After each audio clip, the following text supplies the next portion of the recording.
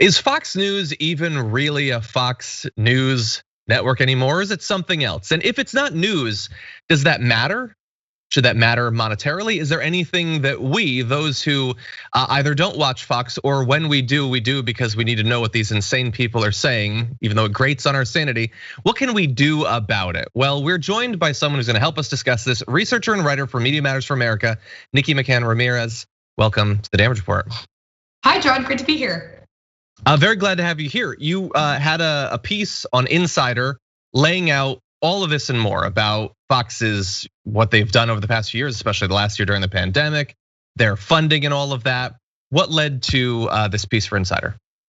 Yeah, so the thing that really triggered this piece for me was the night that Tucker Carlson kind of went all in on the Great Replacement conspiracy theory. The night he went all in, and then the subsequent nights where he doubled down. For me, seeing that, and I have a bit of a background in research and extremism, and seeing the way Fox News reacted, the way Lachlan Murdoch and the network just kind of immediately backed something that in any sane world would have gotten someone kicked off the air.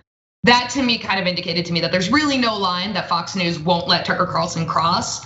And you can see it very clearly in the way they've kind of made him the face of the network, are branding a lot of their new subscription services around him. And it really kind of pushed me to write this piece about how there is no line Fox won't let Tucker Carlson cross. There's no line they won't let their opinion host cross. And they're really pulling back the amount of investment and development they put into their news side in order to bolster up and prop up an opinion side that's using the veneer of the name news to push misinformation, reactionary extremism, and all in all, damage the American public. So very interesting, you raised a lot of great points there. So is it your belief that, in theory, were we to go back 10 years or so, and Glenn Beck was to push Great Replacement, or Bill O'Reilly was to just completely lie about vaccines over and over and over again as hundreds of thousands of people are dying, do you believe that they would have potentially been pushed out as a result of that? I don't think so. I think Fox has always had this problem, especially with their opinion hosts, the real kind of primetime sect.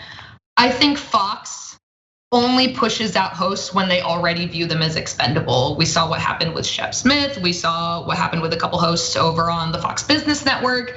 And that's why I really kind of wanted to focus on this monetary aspect. If you want to force a change at Fox News, simple backlash against what many people could perceive as a one-off statement by a host isn't gonna do it. And I think what's useful about my job and what we do at Media Matters is that we are watching Tucker Carlson, Laura Ingraham, Sean Hannity. We're really watching the entire network every day of the year. So we can see these patterns and we can lay out to people how it isn't enough to simply say, oh, this statement was bad. The extremism is a feature, not a bug of the network. So if you want to force a change within the network, you have to go for their bottom line. You have to make it impossible for Fox News to continue to get away with funding these types of statements, the misinformation, the outright lies, and of course, the violent extremism. And I think unless Fox feels that financial pressure, and unless advertisers and cable companies really pull back and say, you're not a safe investment,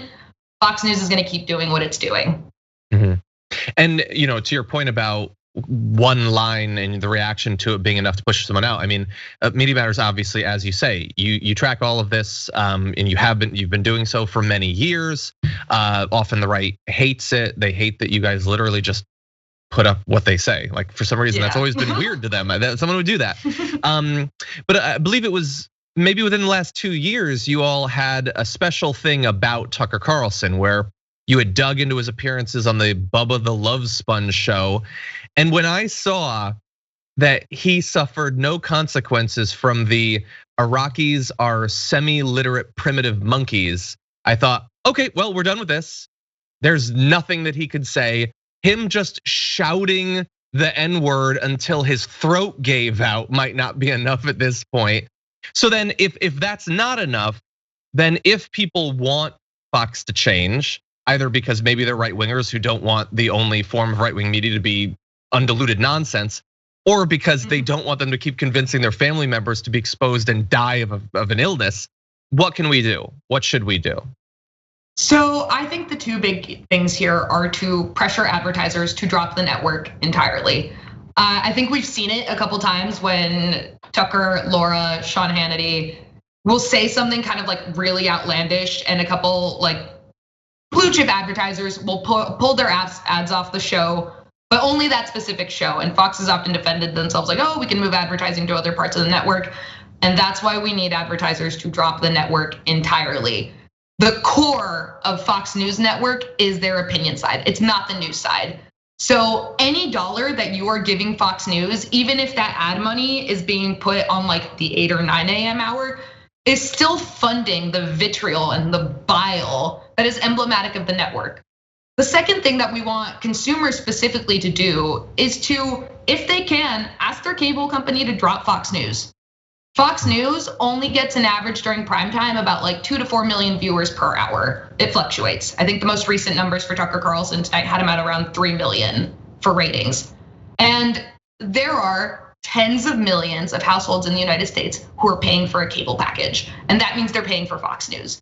If you do not want to fund this, if you do not want to be giving your money to a network that has made it its mission to set aside the truth and simply provide reactionary commentary to American households, if you don't want to fund that, tell your cable company. Fox is in the process of renegotiating tons of its cable contracts, its cable subscriber fee contracts. And we are at a great moment in time to put pressure on those companies to stop giving the network special treatment.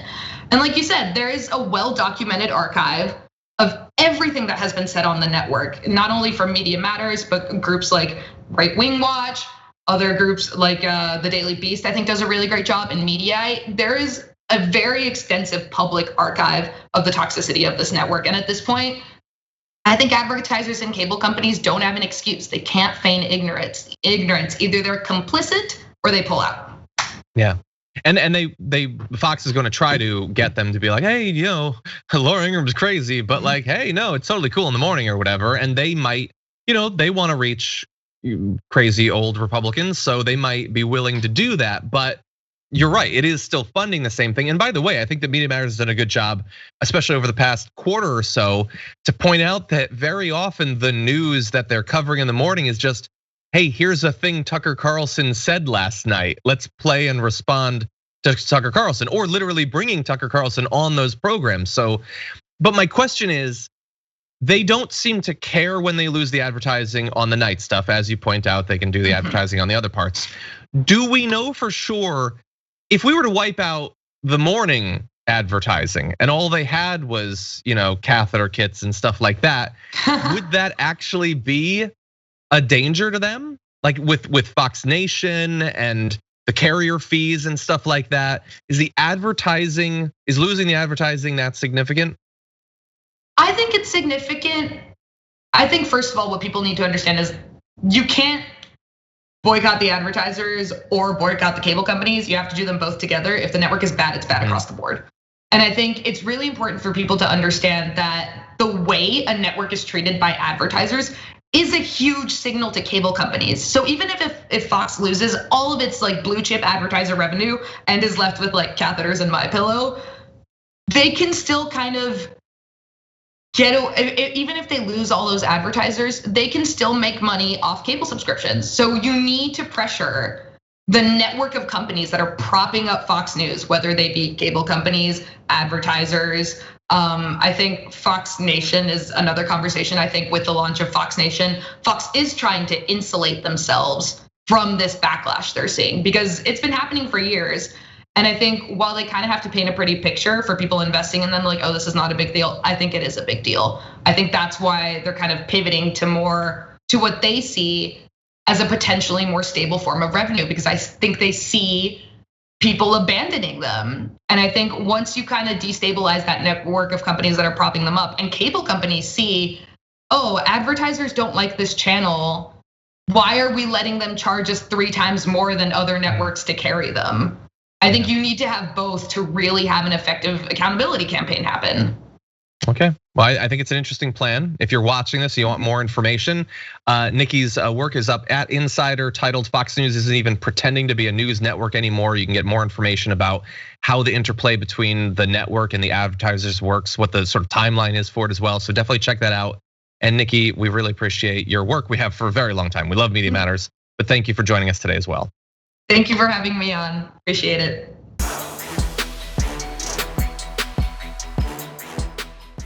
Check out the Damage Report podcast each day, wherever you get your podcasts, whether Pocket Casts or Stitcher or iTunes.